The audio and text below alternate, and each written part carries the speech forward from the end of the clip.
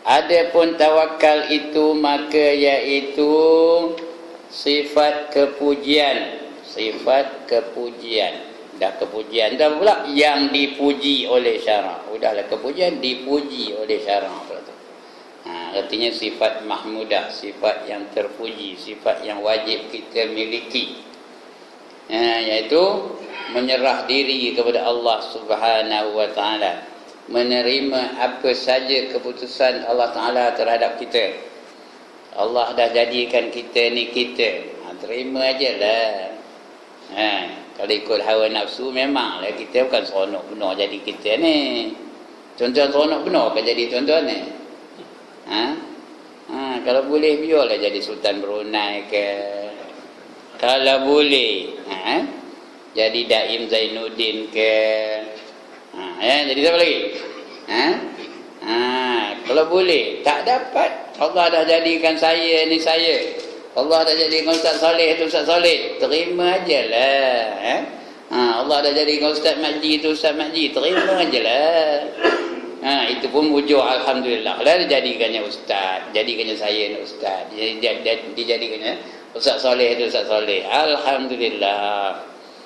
Kalau jadikannya kita tu penagih dadah apa macam, kalau jadinya kita tu pencuri apa macam, kalau jadinya kita ni penjenayah apa macam. Di mana kita berada sekarang ni? Kalau penjenayah dalam penjara lah, mujur Allah jadikan kita ni kita, alhamdulillah. Itu namanya tawakal. Tawakal tu bukan menafikan usaha dan ikhtiar. Disuruh kita berusaha dan berikhtiar, lepas itu serahkan kepada Allah Ta'ala. Kata Nabi, tambat dulu kaki unta kamu itu, kemudian baru berserah diri kepada Allah Ta'ala. Maknanya kalau kita nak berjalan tokar tu, kunci dulu, baru tawakal kepada Allah Ta'ala. Kalau nak keluar dari Terolak Utara ni, rumah apa buat? Kunci dulu rumah tu.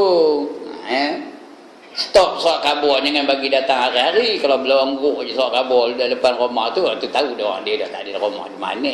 Belongguk je sampai berpuluh-puluh atas atas simen tu. Orang dah tahu dia tu berjalan. Itu orang bawa lori mongkor rumah tu, habis tu. Pasal apa? Kita tak berusaha, tidak berikhtiar. Jadi bukan menafikan usaha dan ikhtiar, tetapi selepas berusaha dan berikhtiar, serahkan diri itu kepada Allah Ta'ala. Biar Allah menentukan sama ada kejayaan atau kegagalan kita. Ada juga kita usaha tapi tak berjaya, tak dapat apa yang kita hajati, itu baru kita serah kepada Allah Ta'ala. Jangan menyalahkan Allah di atas kegagalan kita. Kenapa kamu tak semayang? Allah dah tentukan aku tak semayang, tak adalah aku semayang. Itu dia menyalahkan Tuhan di atas kelemahan diri dia. Dua dosa itu. Pertama, dosa tak semayang. Yang kedua, dosa menyalahkan Allah sebab dia tak semayang. Baik, kita baca senang. Kalau saya ni kalau merepek kan sejam boleh merepek bab tu. Adapun tawakal itu maka iaitu sifat kepujian yang dipuji oleh syarak, seperti firman Allah Ta'ala, innallaha yuhibbul mutawakkilin. Artinya bahawasanya Allah Ta'ala itu kasih akan orang yang tawakal akan dia. Tak nak jadi kekasih Allah. Tak ada orang ni. Sekali lagi, tak nak jadi kekasih Allah. Tahu terimalah apa saja keputusan dari Allah Subhanahu wa Ta'ala setelah kita berusaha dan berikhtiar. Kerana Allah kasih kepada orang yang menyerahkan dirinya kepada Allah Ta'ala. Dan firman Allah lagi, wa 'alallahi fatawakkalu in kuntum mu'minin. Wa 'alallah, dan ke atas Allah lah. Fatawakkalu, kamu hendaklah bertawakal. Ni amar ni, perintah. Disuruh kita ni bertawakal kepada Allah. Jika sekiranya kamu orang yang beriman. Artinya atas Allah Ta'ala kamu berpegang, tawakal, serah diri. Jika artinya atas Allah Ta'ala lah kamu berpegang lagi, Jika ada kamu itu percaya akan Allah Ta'ala. Kalau kamu percaya Allah tu ada, kamu beriman dengan Allah Ta'ala, mesti berpegang kepada Allah Ta'ala. Kerana Allah itu tahu segala-galanya. Allah itu penentu segala-galanya. Ini sifat rububiyah ni, kita kena yakin sungguh. Allah yang mentadbir hidup kita, Allah yang menentukan hidup kita, Allah yang menguruskan hidup kita. Jadi serah diri kepada Allah. Allah lebih tahu apa yang baik untuk kamu daripada kita sendiri. Kita bukan tahu apa yang baik untuk kita, Allah lagi tahu. Sebab itu kalau kita hendak banyak benda, kita hendak. Kalau boleh biarlah seorang dapat 30 kilo emas seorang. Minta betul, ya Allah, lu kalau 30 kilo emas pada aku, kata dom luruh. Seorang dapat 30 kilo apa macam? Lama-lama emas pun tak laku lah. Ngapa tak laku? Udah semua orang ada emas, bawa ke kedai berapa sekilo ni tokek, kata tak lah, tak laku. Kata dia, pasal apa? Banyak atak, saya pun atak banyak katanya. Pasal tu Tuhan tak bagi apa yang kita minta. Kalau ikut permintaan kita, semua nak emas belaka, semua nak reta belaka, semua nak sihat belaka, semua nak pandai belaka. Tapi kalau Tuhan bagi semua sihat belaka, macam? Semua orang sihat je, tak ada kencing manis, tak ada darah tinggi, tak ada lemah jantung, sihat aja macam. Doktor tak laku lah. Sihat tak mati-mati pula tu, macam? Ada dah doa panjang umur? Ada ke tak ada? Kalau Allah panjang umur kita, panjang belaka 200 tahun, 300 tahun, orang panjang macam? Tak muat dia terolak utara daripada orang, dah ramai benar orang, tak mati-mati. Ada aja orang. Jadi sebab itu dimatikannya, betul dihidupkannya balik. Yang setengah tu dihidupkannya, setengah dimatikannya, supaya bergilir. Ini time kita. Tak lama lagi time anak cucu kita. Tambah kita kenari sudah dah senja-senja aja. Jadi apa sudahlah? Sudahnya ke mana? Dalam tanah kita, diambil alih oleh anak kita dan cucu kita dan seterusnya. Begitulah sampai Allah kiamatkan dunia ni. Kalau semua pandai belaka macam? Semua pandai belaka macam? Ustaz tak laku lah perbuatnya. Nak ngajar apa? Dah semua pandai belaka. Saji pun tak laku ke? Orang dah semua pandai. Sebab itu dunia ni dihimpunkannya, dicampur-campurkannya, yang baik dengan yang jahat, yang kaya dengan yang miskin, yang pandai dengan yang tak berapa pandai, yang sehat dengan yang sakit. Itu namanya dunia. Kalau semua sehat aja, itu bukan dunia namanya, itu syurga. Kalau semua sakit aja, tak ada kesenangan, tak ada keseronokan, tak ada kerehatan, semua sakit aja, dentum-dentam sakit, itu bukan dunia namanya. Itu namanya apa?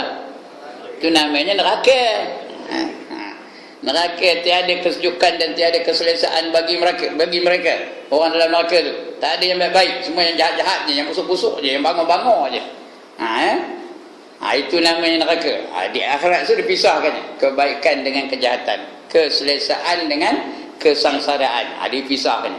Di tempat ini selesa aja, sedap aja, lazat aja, sempurna aja, enak aja. Yang ni seksa aja, menderita aja, sakit aja. Itu dua tempat dia dijadikan oleh Allah di akhirat nanti. Jadi sebab itu kita kena menyerah diri kepada Allah, kerana Allah lebih tahu macam mana nak mentadbir kita, Allah lebih tahu mentadbir alam ni. Kerana kita ni siapa menjadikannya? Allah yang menjadikannya. Dia lebih tahu macam mana nak mentadbir. Apa yang baik untuk kita, Allah tahu. Dia tak bagi kita kebebasan untuk menjalani kehidupan ini, kerana Allah lebih tahu macam mana nak menjaga makhluknya, kerana dia yang menjadikannya. Sebab itu kita dalam dunia ni kena ikut peraturan-peraturan dari Allah Ta'ala, kerana Allah yang menjadikan kita. Mana lebih tahu nak menjaga kereta Toyota, company Toyota ke company Proton Saga? Mana yang lebih tahu menjaga kereta Toyota, company Toyota ke company Proton Saga? Company Toyota dia tahu. Kenapa? Kerana dia yang mencipta Toyota. Kita nak begitulah. Allah yang mencipta kita. Jadi Allah lebih tahu macam mana nak jaga kita. Bukan Amerika lebih tahu, bukan Jepun lebih tahu, bukan Korea lebih tahu. Yang lebih tahu Allah Ta'ala. Sebab itu kita hidup ni ikut sistem Allah Ta'ala. Ikut cara peraturan-peraturan yang ditetapkan oleh Allah Ta'ala. Ini nak tawakal tu. Allah dah bagi panduan. Yang ini wajib, yang ini haram, yang ini sunat, yang ini makruh, yang ini harus. Itu panduan kita. Yang wajib buat. Bila kita buat, selamat kita dalam dunia ni. Lama hidup kita ni, insyaAllah. Yang wajib tu. Yang haram jangan buat. Kalau buat yang haram tu, dia akan jadi binasa. Yang sunat buat banyak-banyak, nanti dia membantu kita. Yang makruh jangan buat, kerana dia merosakkan kita. Yang harus, jadikan ibadah kepada Allah Subhanahu wa Ta'ala.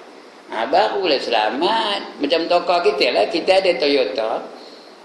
Company tu bagi katalog. Ada tak katalog? Beli Toyota tu ada katalog tak? Buku panduan ada tak? Beli Proton Saga ada tak buku panduannya? Ada. Beli Kancil ada tak buku panduannya? Ada. Dia ada rajah dalam tu. Macam Ustaz Salih tu, tokoh baru tu. Apa kenapa tokoh tu? Saya dia pakai je. Bukan apa? Apa kenapa tokohnya? Yang biru tu. Saga. Saga. Ya, ada tak katalog baginya? Ada. Sini letak air, sini bubur minyak hitam, di sini bubur petrol, di sini bubur angin. Jadi kita ikut panduan itu. Selamatlah kereta tu. Tak adalah cepat rosak. Tapi kalau dia tak nak ikut, aku tak nak. Aku lebih pandai daripada pembuat Proton ni kata. Aku lagi pandai katanya. Bubuhnya tempat minyak hitam tu bubuhnya air. Tempat air di bubuhnya angin. Tempat angin di bubuhnya minyak hitam. Tempat minyak hitam di bubuhnya tempat minyak hitam tu di bubuhnya petrol. Macam? Macam? Rosaklah kereta tu. Start tak mau start. Start tak mau start. Tak mau apa? Kerana tempat petrol tu patut bubur petrol bubuhnya air. Bila nak mau startnya? Ya. Itulah kalau dia tak nak ikut panduan-panduan dari pencipta sesuatu benda tu. Kita ni orang itu juga. Allah mencipta kita, dia bagi peraturan kita, nak makan macam ini, macam ini, macam ini, nak kenduri macam ini, macam ini, macam ini, nak nikah kahwin macam ini, macam ini, macam ini, nak semayang macam ini, macam ini, macam ini. Tiba-tiba kita tak ikut cara itu. Rosak ke tak? Rosak kehidupan kita hari ini. Pasal tak ikut cara-cara yang ditetapkan oleh pencipta kita, iaitu Allah Subhanahu wa Ta'ala. Sebab itu kita terima je lah apa yang Allah tetapkan untuk kita tu. Itu namanya tawakal. Baik, lagi apa? Dan firman Allah Ta'ala lagi, wa man yatawakkal 'ala Allahi fa huwa hasbuh. Ini salah sebahagian daripada ayat 1000 dinar. Dia bermula lagi, wa man yattaqillaha yaj'al lahu makhraja wa yarzuqhu min haitsu la yahtasib wa man yatawakkal 'ala Allahi fa huwa hasbuh innallaha balighu amri qad ja'ala Allahu likulli syai'in qadra. Itu ayat 1000 dinar. Ada ke orang tak hafal ayat 1000 dinar? Orang menyaga kalau tak hafal surah ayat ini buat berdoa aja. Siapa menjaga ayat ini lah, dia belinya frame tu, dia belinya poster tu, dia frame-nya tu dia gantung di kedai. Biar laku ni. Benda frame-nya laku. Kedai dia laku juga. Tapi bukan itu yang disuruh. Yang disuruh amalkan bertakwa kepada Allah. Barang siapa bertakwa kepada Allah, Allah akan beri penyelesaian dalam setiap masalah yang dihadapinya. Allah selesaikan masalah dia. Dan dapat rezeki dari sumber-sumber yang dia tak tahu dari mana datangnya. Dari mana datang rezeki tak tahu. Ada je Tuhan bagi rezeki. Kemudian barang siapa bertawakal kepada Allah, maka cukuplah Allah itu baginya. Tak perlu yang lain dah. Allah dah cukup. Fa huwa hasbuh. Allah dah cukup baginya. Innallaha balighu amrih. Allah yang menyampaikan apa saja kehendak dia. Apa saja perintah dia, Allah yang sampaikan. Itu dia disuruh kita bertakwa dan bertawakal. Tawakal itu salah satu sifat bagi orang yang bertakwa. Banyak lagi ayat ini. Artinya barang siapa berpegang atas Allah Ta'ala itu, iaitu memadai akan dia, cukuplah Allah tu baginya. Kalau Allah dah hadir, buat apa yang lain? Allah dia hadir segala-galanya. Nak duit, Allah boleh bagi duit dah. Nak sihat, Allah boleh bagi sihat dah. Nak kaya, Allah boleh bagi kaya dah. Nak aman, Allah boleh bagi aman dah. Nak tenteram, Allah boleh bagi tenteram dah. Cukup Allah tu baginya. Yang lain tak perlu lagi. Kerana Allah itu segala-galanya ada. Allah Maha Kaya. Wallahu ghaniyun wa antumul fuqara. Allah itulah yang Maha Kaya dan kamu tu fakir-fakir belaka.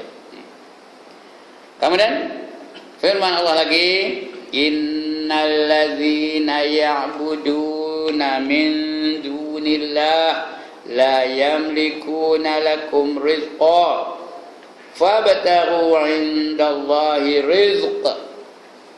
Artinya bahawa seseorang yang menyembah ia akan Tuhannya yang lain daripada Allah. Tak nak nyembah Allah, nyembah patung, nyembah matahari, nyembah api, nyembah pokok besar, ya. Siapa menyembah lain daripada Allah Ta'ala, padahal tiada membekalkan, tiada memilikkan mereka itu akan rezeki. Dia boleh bagi rezeki kan? Patung boleh bagi rezeki kan? Pokok besar boleh bagi rezeki kan? Matahari boleh bagi rezeki kan? Api boleh bagi rezeki kan? Tak boleh. Mereka tidak memiliki apa-apa rezeki untuk kita. Akan rezeki bagi kamu, maka hendaklah kamu berkehendak, atau berkehendak dia tuntut, hendaklah kamu tuntut akan rezeki itu pada Allah Ta'ala. Jadi jangan kamu berpegang kepada yang lain daripada Allah Ta'ala. Hendak rezeki minta pada Allah Ta'ala. Itu di antara tuntutan kalimah syahadah.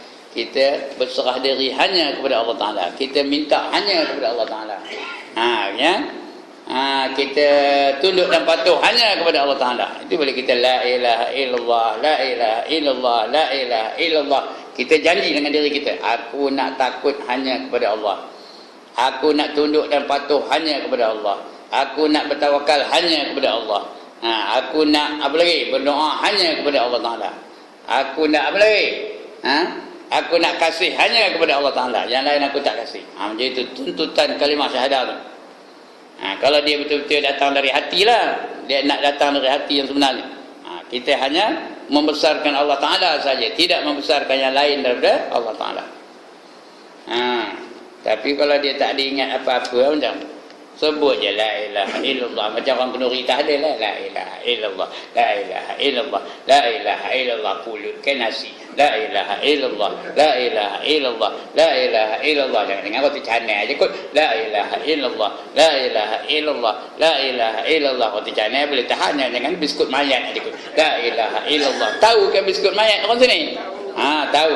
Itu boleh dapat biskut mayat aja. Tapi kalau dia betul datang dari hati dia, dia akan berjanji dengan Allah. Dia tidak tunduk kepada siapa, hanya kepada Allah Ta'ala.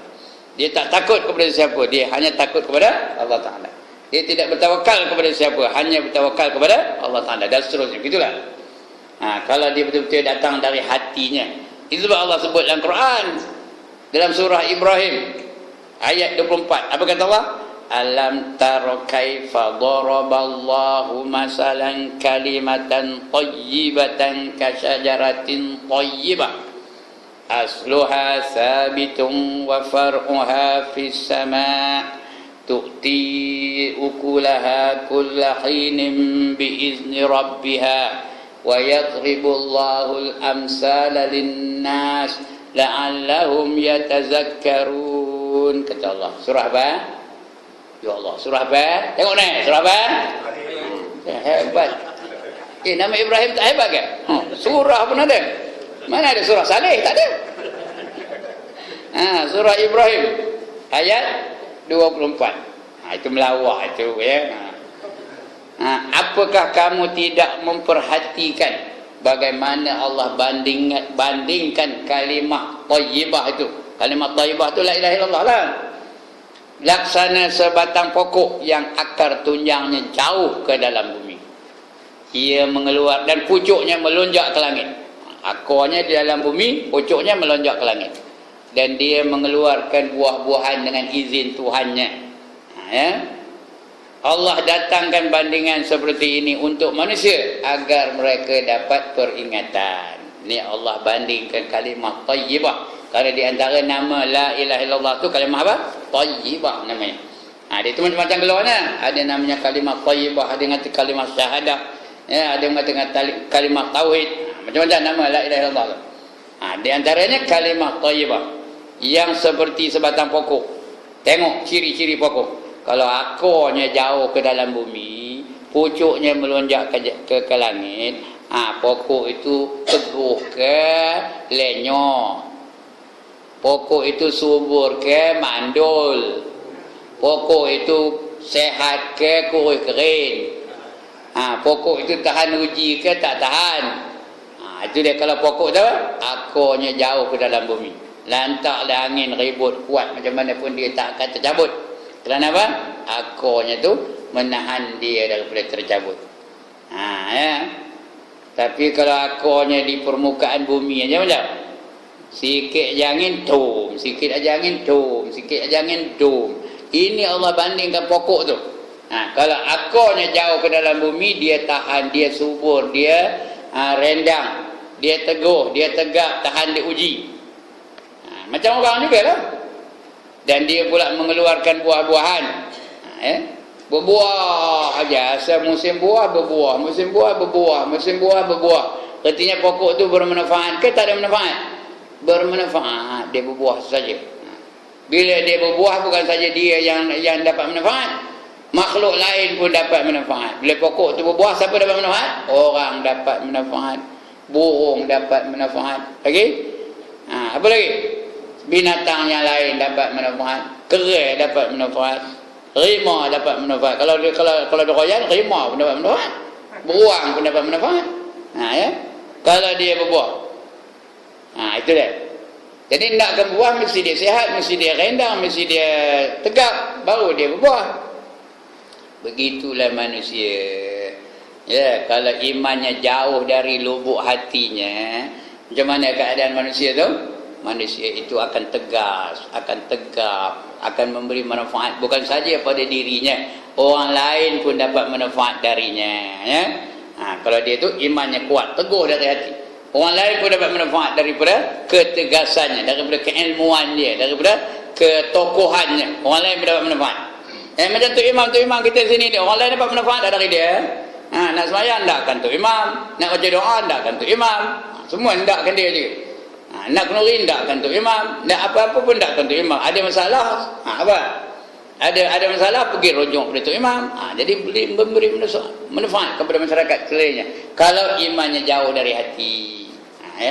Dan Allah berikan bandingan, dia pula tahan diuji. Lantak dan komen nak rasuah, apa pun dia tak akan menerima rasuah. Dia tetap akan mempertahankan kebenarannya. Jadi Allah datangkan bandingan seperti ini untuk kita, agar kita dapat peringatan. Ini tawakal ya. Nak bertawakal, dia yang mula-mula beriman dulu. Bila beriman dengan Allah, barulah dia bertawakal. Nak beriman dengan Allah, kena kenal lah Allah. Kena belajarlah cara-cara nak mengenal Allah. Kena fahamlah apa yang dimaksudkan tauhid rububiyah, tauhid uluhiyah, tauhid al-asma' dan tauhid as-sifat. Nak tahu tu, barulah kita terasa kehebatan Allah, terasa kebesaran Allah, terasa kesempurnaan Allah. Bila terasa, barulah kita menyerahkan diri kita kepada Allah. Kerana Allah tu sempurna, Allah tu hebat, Allah tu besar, Allah tu agung. Jadi kita menyerah diri kita tu kepada yang paling agung, kepada yang paling sempurna, kepada yang paling hebat, kepada yang paling apa lagi? Paling apa semualah. Tidak ada yang kelemahan. Itu kita serah kepada Allah. Yang kita nak kenal lah, kalau tak kenal mana nak nyerahkan. Begitulah tuan-tuan dan puan ya. Itu maksudnya dia. Innal ladzina ya'buduna min dunillah, barang siapa menyembah lain daripada Allah, la yamlikuna lakum rizqa, dia tak ada akan memberi, tiada membekalkan mereka itu akan rezeki. Minta pada pokok besar boleh kan bagi rezeki. Minta pada api, api boleh ke bagi rezeki. Minta pada matahari, matahari boleh ke bagi rezeki. Dia pun minta dari Allah Ta'ala. Oleh kerana itu, fabtaru indallahi rizq, hendaklah kamu tuntut rezeki itu hanya daripada Allah Ta'ala. Itu sebab suruh kita berdoa kepada Allah, bukan berdoa kepada lain, ya. Minta rezeki kepada Allah. Allahumma a'tina rizqan jadida, ya Allah, sentiasalah kamu perbaharui rezeki aku. Wa umran tawila, panjangkanlah umur aku. Nak minta pada siapa? Allah saja yang boleh beri kita umur panjang. Lagi, wa malan katsira, dan harta biar banyak, minta kepada Allah. Apa salah dia minta? Lagi, wa khairan qariba, yang baik-baik itu didekatkan kepada aku. Wa syarran ba'ida, mana yang jahat-jahat apa? Jauh, jangan dekat yang jahat-jahat tu. Wa syarran ba'ida. Lagi, wa waladan salihah, hendakkan anak-anak yang soleh. Itu minta dengan Allah supaya anak-anak tu soleh. Anak yang soleh itu bukan cukup bagi nama Muhammad Soleh saja, kena dididik dia menjadi anak yang soleh. Kerana kalau dapat anak yang soleh itu, itulah pelaburan yang paling hebat untuk diri kita. Kita dah mati esok, habis segala amalan kita, tak ada sumber pahala, tak ada. Idza matal insanu qata'a amaluhu illa min salasatin, kata Nabi. Apabila mati anak Adam, habislah, putuslah segala sumber pahalanya kecuali 3. Putus segala amalannya kecuali 3. Apa 3-nya? Au min ada wa min salasatin min sadaqatin jariyatin, daripada sedekah jariah. Au ilmin yuntafa'u bih, atau dari ilmu yang memberi manfaat. Aw walidin salihin yad'u lah, ataupun daripada anak-anak yang soleh yang sentiasa mendoakan bagi kedua ibu bapanya. Kalau anak tu soleh, sikit ke penyuntung. Dia ada 11 anaknya, 11 tu soleh-soleh belaka. Dan solehah belaka. Masing-masing cukup waktu mendoakan bagi dia. Dia dah tak ada lah, dia dah padam. Anaknya tu mendoakan bagi dia, sikit ke penyuntung tu, ya. Bertuah lah orang yang dapat anak-anak yang soleh.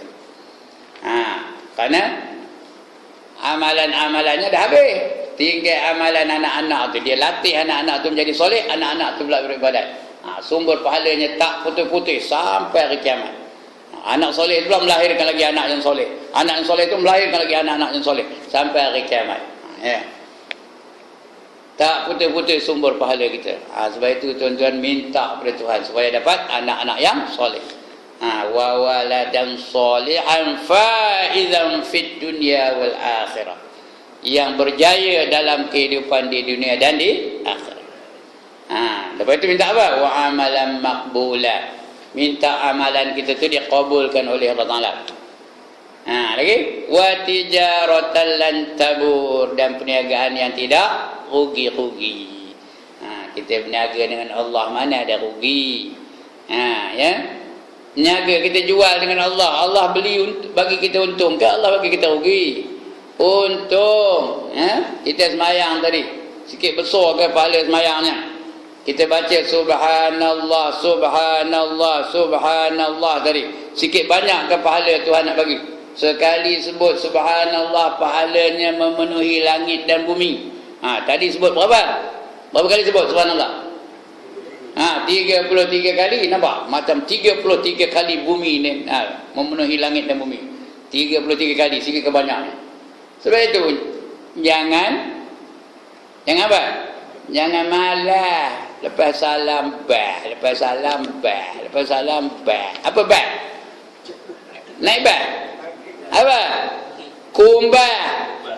Lepas salam kumbah, lepas salam kumbah. Mana nak dapat pahala?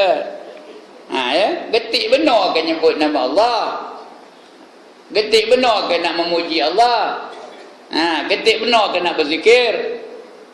Aku janji dengan Allah tu, lebih-lebih lepas subuh tu, la ilaha illallah wahdahu la syarikalah, tiada Tuhan yang aku sembah melainkan Allah. Wahdah, apa tu wahdah? Yang esa, yang tunggal. La syarikalah, apa tu ya? Tidak ada sekutu baginya.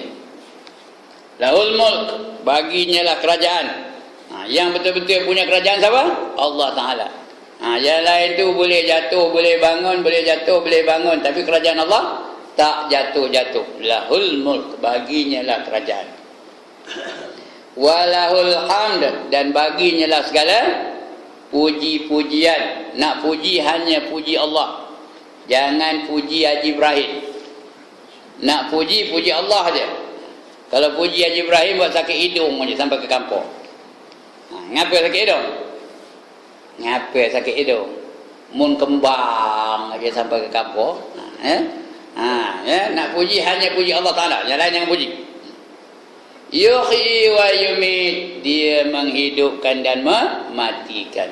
Wa huwa ala kulli syai'in qadir, dan atas setiap sesuatu dia adalah lebih berkuasa. Ini 10 kali sebut tu.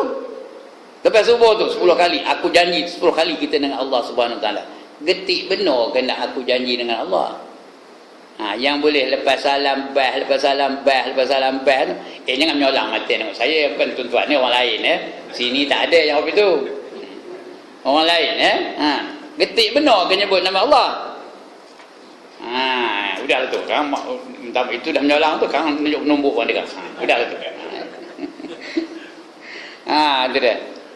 Jadi biar kita banyak-banyak menyebut nama Allah, di antaranya kita mengaku nak bertawakal hanya kepada Allah Ta'ala sahaja. Fabtaru, minta kamu di sisi Allah akan rezeki. Nescaya Allah akan bagi. Kerana bila kamu minta, aku ni dekat pada kamu, kata Allah. Wa idza sa'alaka ibadi anni fa inni qarib, kata Allah.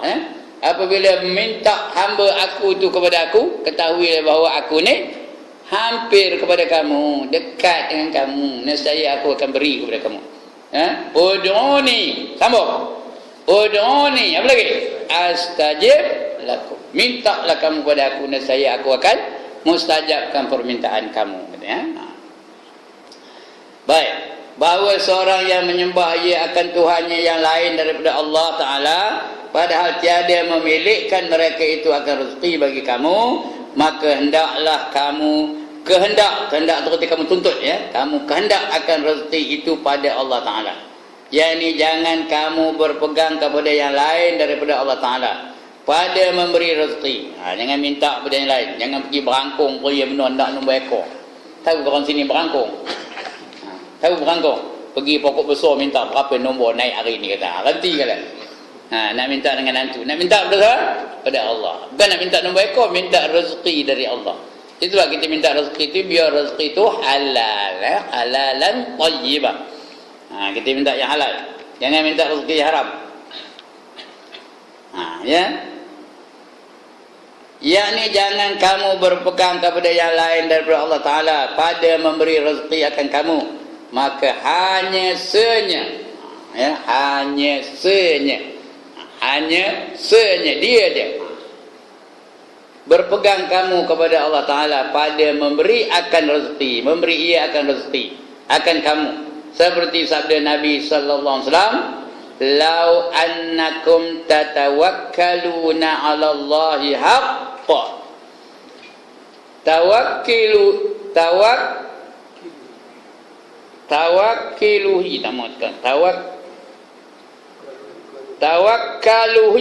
tawakkalihi itu tawakkalihi la razaqakum kama yarzuqut tayra taghdu khimasan wa taru, tak nampak dia dah tertutup wa taruhan bitana. Artinya jikalau bahawasanya kamu berpegang atas Allah Ta'ala sebenar-benar pegang betul-betul, nescaya memberi rezeki ia akan kamu seperti memberi rezeki ia akan burung. Padahal pada pagi-pagi ia lapar dan petang-petang ia kenyang. Cuba tengok burung. Burung tu di dapurnya ada ke nasi goreng? Ada ke nasi goreng? Ada ke bihun goreng lebih malam? Dia mana dia nyimpan makanan? Bangkit pagi-pagi, perutnya lapar, apa pun tak ada. Dia mana ada peti air nak nyimpan mi goreng ke, tak apa pun tak ada. Kosong. Lapar dia, tapi dia terobang. Ini yang betul-betul tawakal kepada Allah. Udah nampaknya ikan tu meleduk-leduk je dalam lumbur tu buatnya. Tangkap ikan tu, anak ikan tu. Begitu terobang lagi, dia nampak betik dah merah aja. Betik je tali dah merah di bawah rumah. Tahu tak? Ya. Apa dia buatnya? Dia pun makan betik tu. Begitu terobang lagi, nampak pula serangga umpamanya. Dia pergi tangkap. Itu burung. Petang-petang kenyang dia. Itu burung. Sebab itu Allah bagi dia kebolehan terbang. Kerana burung tu dia mencari rezeki dengan terbang, matanya teroyak. Tahu teroyak? Nampak aja dia akan rezeki. Manusia tak boleh terbang. Allah tak bagi manusia terbang. Kenapa Tuhan tak bagi kita kebolehan nak terbang? Kalau boleh terbang lah orang, manusia ni boleh terbang apa macam? Tuan-tuan, doyan tak dan luruh. Di pokok aja habis. Dukung tak dan turun dah. Di pokok aja habis, licin kerja kena orang. Kerana orang ni kalau dia ngambil doyan bukan hak kenyang. Apa dia bawanya? Keranjang bawanya. Itu kalau orang. Burung dia makan betik tu hak mana? Hak kenyang je, lepas tu dia terbang tempat lain. Itu sebab burung boleh terbang, orang tak boleh terbang. Ada hikmah belaka, itu yang kita tak berapa faham tu. Padahal kenapa Allah tak bagi aku terbang? Kalau semua manusia terbang kan senang. Tak payahlah saya bekerja benar mau mentokar daripada kampung kemari ni. Terbang je, dah sampai ke Terolak. Jadi kalau boleh terbang, rosak tak dunia ni? Rosak. Binatang tak boleh tak dan besar habis. Binatang tak dan besar habis dia kerja kena manusia. Ikan tak boleh nak timbul pun habis dia kerja di manusia. Kerana manusia ni makhluk perosak. Paling perosak manusia lah. Tengok kita kecil-kecil. Apa hobi kita kecil-kecil? Bunuh burung lastik. Bukan makan burung tu pun lastik aja. Tak ada kita main kecil-kecil itu lastik burung. Sabuai lah. Merosak. Memang itu dia kita punya naluri itu, nak merosakkan aja. Jadi Tuhan tahu ini makhluk perosak ni. Bila Allah nak jadikan kita pun, malaikat macam protes. Dia bukanlah protes, tapi dia heran. Kenapa kamu nak jadikan manusia sedangkan mereka itu berbunuh-bunuh antara seorang sama lain? Sentiasa menumpahkan darah. Ataj'alu fiha man yufsidu fiha wa yasfikud dima. Ngapa kamu nak jadikan makhluk tu dia kerjanya tak ada lain melainkan menumpahkan darah aja? Iya, tidak kata malaikat tu. Sekarang ni cuba tengok, di mana yang tidak ada berlaku peperangan? Di mana yang tidak ada berlaku pertumpahan darah? Di mana-mana pun ada. Di India antara orang Islam dengan orang Hindu, di Filipina antara orang Islam dengan orang Kristian, lagi di mana? Di Thailand Selatan, di antara orang Islam dengan orang Buddha. Di Myanmar, di antara orang Buddha dengan orang Rohingya itu Islam. Sekali dibunuh di orang Buddha tu, orang Islam tu 500 sekali dibunuhnya. 600, bukan 2-3 orang. Bersusun-susun mayat orang Islam tu di sungai, di Korea kena orang Buddha di Burma tu. Myanmar nama sekarang ni, nama dulu Burma. Mereka itu Buddha. Begitulah. Dan satu di Afrika tu, di Nigeria namanya. Sekali dibunuh dia orang Islam tu tahu berapa? 2000 dibunuh dia. Selain yang tradisinya memang bunuh orang Islam, siapa? Yahudi dia bunuh orang Islam, sebenarnya kita bunuh nyamuk aja. Tak ada rasa apa-apa, tak ada rasa kesian, tak ada rasa simpati. Macam kita bunuh nyamuk. Ada ke orang teroyak bunuh nyamuk? Ada ke? Nampak nyamuk tu, kesian nyamuk dia tinggal habis. Ada betul? Macam itulah orang Islam dibunuh oleh orang Yahudi. Itu kerja manusia.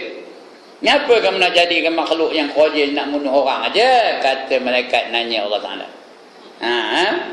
Apa jawab Allah? Qala inni a'lamu ma la ta'lamun, kata Allah. Berkata ia sesungguhnya aku lebih tahu apa yang kamu tak tahu. adalah hikmahnya Allah kat tu. Kita tak tahu apa hikmahnya Allah jadi kau itu ya. Okey, dah tu. Ya. Jadi minta kamu daripada Allah. Jangan kamu jadi macam jangan menyembah lain daripada Allah. Kamu jadilah menyerah diri kepada Allah macam burung. Pagi-pagi dia lapar, petang-petang dia kenyang. Itu burung, bergantung 100% kepada Allah Taala. Tak ada dinyimpan makanan, nanti aku bawa sikit makanan esok senang aku nak pagi-pagi. Tak ada. Dia mana yang dimakan itu dia makan. Itu dia balik ke sarang dia. Esok lapar balik, cari lagi. Petang-petang kenyang balik. Betul esok paginya lapar lagi. Begitulah burung. Kita ni patut itulah. Jadi macam burung tu. Petang-petang dia kenyang, pagi-pagi lapar. Seperti memberi rezeki akan burung, padahal pagi-pagi ia lapar dan petang-petang ia kenyang. Dan adalah Nabi SAW apabila datang kesusahan isi rumahnya akan rezeki, maka menyuruh ia akan mereka itu bangkit kepada semayang, padahal ia bersabda dengan inilah menyeru akan daku oleh Tuhanku. Nabi waktu itu dengan keluarganya bila susah nak makan, apa suruhnya? Dia suruh bangkit semayang, minta doa kepada Allah Taala. Karena yang beri rezeki itu apa? Allah. Jadi Allah mampu nak bagi rezeki. Kita tak. Kalau tak ada apa benda nak makan, apa buat? Apa buat? Pergi nengok jarin orang. Pergi nengok kelapa sawit orang. Pergi nengok doyan orang. Itu manusia. Tapi Nabi lain. Dia suruhnya isterinya bangkit semayang, anak-anaknya suruh semayang, minta doa dengan Allah Subhanahu wa taala. Mana kedanya? Dia suruh kata-kata apa? Firman Allah tadi ya. Menyuruh akan daku oleh Tuhanku dengan firman-Nya, wa'mur ahlaka bis-shalah wastabir 'alaiha la nas'aluka rizqa nahnu narzuquk wal 'aqibatu lit-taqwa. Surah apa saya lupa nak catat ni ya. Wa'mur ahlaka bis-salati wastabir 'alaiha la nas'aluka rizqa nahnu narzuquk wal 'aqibatu lit-taqwa. Artinya dan suruh, itu kan surat dia suruh olehmu akan ahlimu, yakni orang yang isi rumahmu dengan mendirikan sembahyang. Dengan suruh sabar, itu kan surat tu, dengan suruh sabar atasnya. Nak sembahyang tu kena sabar. Tengah tidur bangkit sembahyang, tengah letih bangkit sembahyang, kena sabarlah. Nak buat kebaikan ni kena sabar. Tu siapa ngaji ni pun kena sabar. Bila nak berhenti ustaz ni, bila nak berhenti ustaz tu, kena sabarlah. Kalau tak dapat ilmu itu kena sabar. Kalau kita sabar, Allah bersama dengan kita. Innallaha ma'as sabirin, kata Allah ya. Allah bersama-sama dengan orang yang sabar. Jadi Nabi bila ada kesusahan nak memenuhi hajat isi rumahnya, disuruhnya semayang. Perintahkan hadi kamu dengan semayang. Wa'mur tu perintahkan kamu. Ahlaka, ahli kamu, keluarga kamu, isteri kamu, anak-anak kamu, bisolah dengan semayang. Wastabir 'alaiha, dan hendaklah kamu sabar di atas nak bangkit semayang tu, sabar. Dan sabar di atas kesusahan yang kamu alami tu. La nas'aluka rizqa. Aku tak minta rezeki. Aku tak minta rezeki pada kamu. Aku tak ada minta pada kamu tu rezeki. Aku tak minta apa-apa dengan kamu. Nahnu narzuquk. Nahnu narzuquk. Akulah yang memberi rezeki kepada kamu. Nahnu tu kami. Allah selalu membahasakan dirinya nahnu. Bukannya ramai Allah tu. Cuma ini bahasa dari segi bahasa aja. Nahnu. Dia Allah selalu membahasakan diri itu kami. Kami yang memberi rezeki kepada kamu. Wal 'aqibatu lit-taqwa, itulah balasan bagi mereka-mereka yang bertakwa. Suruh oleh kamu akan ahlimu, yakni orang isi rumahmu dengan mendirikan sembahyang, dan suruh sabar atasnya. Tiada aku pinta akan dikau bahawa engkau memberi rezeki akan daku. Aku tak minta kamu memberi rezeki akan mereka itu. Akulah yang memberi rezeki akan dikau. Dan syurga itu, syurga atau bukan syirik dia, ga-nya tak ada titik. Tulis atas tu syurga. Orang balik rumah syirik itu kan. Syurga ya. Dan syurga itu bagi orang yang takut akan Allah Ta'ala. Syurga itu dijanjikan kepada orang yang takut akan Allah Ta'ala. Itu je dijanjikan syurga ya. Sebab itu kita kena jadi orang yang bertakwa. Kerana orang yang bertakwa saja yang Allah janjikan dengan syurga. Yang lain no guarantee dari Tuhan. Tak ada jaminan dari Tuhan nak masuk syurga. Kalau nak masuk syurga, tak ada pilihan. Kena jadi orang yang bertakwa. Ya. Kalau tak ada takwa, tak ada garanti dari Tuhan. Mungkin masuk, mungkin tak masuk. Mungkin masuk, tapi masuk neraka dulu. Mungkin juga. Tapi kalau takwa, dia dijanji lepas daripada neraka dan dijanji masuk ke dalam syurga. Ndak ke tak nak. Ya Allah. Sengap aja. Ndak ke tak nak. Hati. Takwa tu apa dia tanda? Buat segala yang disuruh, lagi tinggalkan segala yang dilarang. Itu takwa. Sekali lagi, apa takwa? Buat segala yang disuruh, lagi tinggalkan segala yang dilarang. Senang ke susah? Senang. Betul tu. Senang ke susah? Senang. Apa yang senang? Apa yang senang? Nyebutnya. Kalau betul-betul senang, penuh masjid ni. Ya.